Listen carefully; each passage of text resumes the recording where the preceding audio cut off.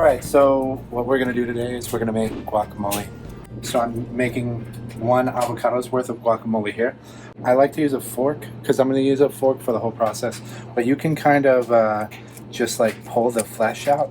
If you're not using a molcajete, you're gonna get whole halves in there, you know, and you're gonna have to mash the whole thing. But if you start with mashed avocado, which is what we're doing essentially here, then you're already like 3/4 of the way there. Big flavor components here: fresh garlic, cilantro, and jalapeno. I want everything cut as fine as you can, including the garlic. Now what you're going to do is you're actually going to smash the garlic. It's going to form a paste. Now that's going to mix into the whole thing a lot better than minced garlic, and there won't be any chunks. And then you're going to go in with 1/4 cup of cilantro, fresh cilantro, and then I've got a whole jalapeno. I actually seeded it and then diced it really fine. I'm not going to use the whole thing. And then I've got 1 whole lime, cut them down the center.